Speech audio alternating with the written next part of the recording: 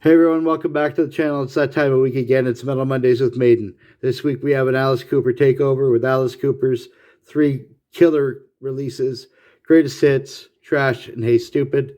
These are from the 80s. This is from the 70s. This is from the band. This is from the solo. So we'll go ahead and get started. This features Alice Cooper Band and his Greatest Hits compilation that was released in August of 74. It was released on Warner Brothers Records, and it is the only Greatest Hits record from Alice Cooper, and it was also the last catalog release of the band itself. It features hit songs from 5 of the 7 studio albums, which are Killer, School's Out, Love It to Death, Billion Dollar Babies, A Muscle of Love. There's no material from Pretties for You or Easy Action. They were not included. The songs were remixed, and there was a remix of I'm 18, and that was released as a single in the US. The Greatest Hits was the first real compilation from Alice Cooper, and before he went on to the solo Alice Cooper act. And so let's go ahead and take a look at this. This is a black shell. This is a later 80s release. This is not an original 70s release. This is a Canadian printing. It does feature some of the heavy hitters like Hello Hooray, Billion Dollar Babies, Muscle of Love, No More Mr. Nice Guy. And we got 18, Desperado, Under My Wheels, and School's Out, amongst others. This remains as one of my favorite Alice Cooper releases. And the cover art's really interesting. I don't know if I get the glare to come off here. The cover art actually features a sepia-toned Drew Struzan illustration of the band members in front of a garage from the 1930s, including period film stars such as Humphrey Bogart, Clark Gable, Robert Taylor, Jean Harlow, Groucho Marx, amongst others. There's a few other Easter eggs in here. If you look at the album art itself, not on the cassette but on the record, there was things like Billion Dollar Babies magazines. School's Out was written on the newspapers, and 18 was written on the door of the garage, and the garage name was Al's Place. So that's an interesting little factoid. Drew Struzan was also known to have made the movie posters for Indiana Jones, Star Wars, and Back to the Future. So there's a little bit of lore with that one. That's a great release and a must-have for any Alice Cooper fan. Next up, we have Alice Cooper's Trash. Trash was the 11th studio album from Alice Cooper's solo project.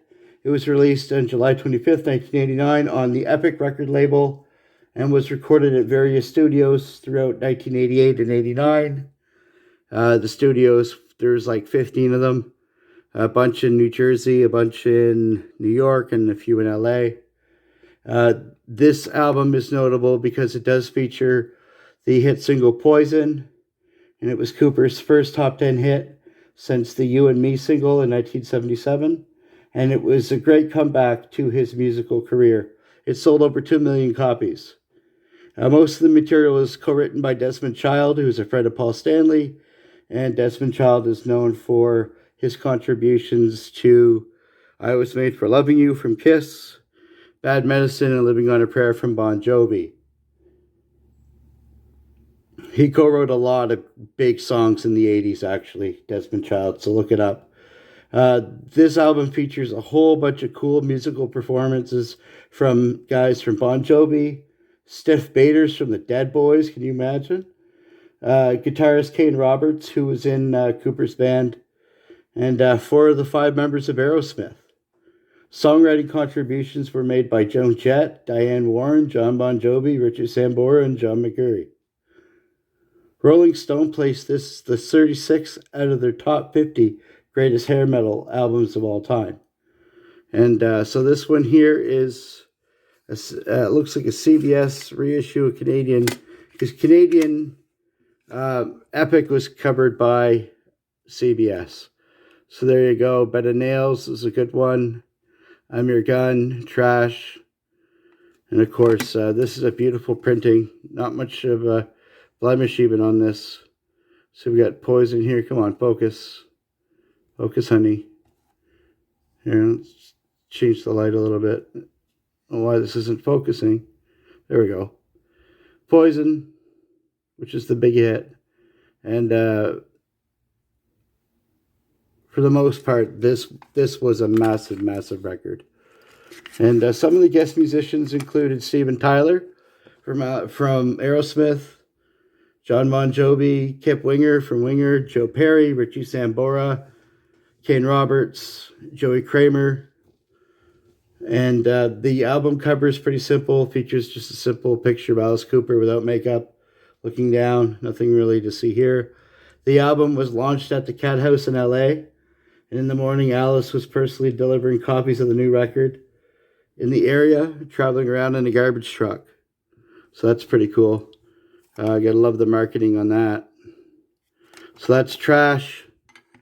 And then following Trash was Hey Stoopid. So Hey Stoopid's kind of a cool record for me. I enjoyed this one. This was the 12th studio album from Cooper as a solo artist. It was recorded in Bearsville Studio in New York, and it was finished at the Complex in LA. Bearsville and Complex are really two of Alice Cooper's main studios that he did a lot of recording in, and it was mixed at A&M in Hollywood. It was released on July the 2nd, 1991 on the Epic record label, Epic CBS in Canada, as I just showed you. It was released 2 years after Trash, and he tried to capitalize on some of the success that he got from the Trash record and followed sort of the same formula by having multiple guest musicians on to come and play on his record. Some of them include Slash, Ozzy, Vinnie Moore from UFO, Joe Satriani, Steve Vai, Nikki Sixx, and Mick Mars from Motley Crue.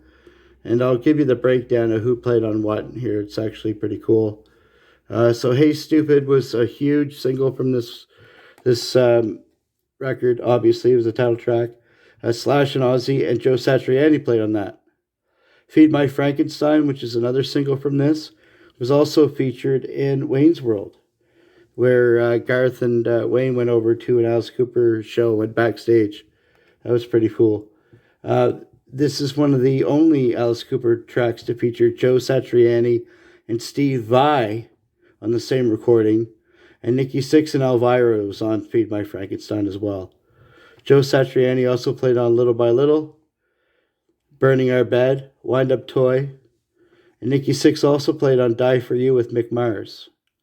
Vinnie Moore from UFO contributed to the album by playing on 2 tracks, Hurricane Years and Dirty Dreams. And the original cover art for Hey Stoopid was named Lethal Art, and it was toned down prior to final release, and it was designed by Mike McNeely. The final version was toned down because the previous version had pills and syringes all in it, and it was deemed a little too risque for the time. And along with this, let's go ahead and take a look at this printing. This is a clear shell. Later on release, it's pretty well worn. It's well loved. You can see it's been beaten up quite a bit. And this is on the American Epic label. So it's not on CBS in Canada. This is an American printing.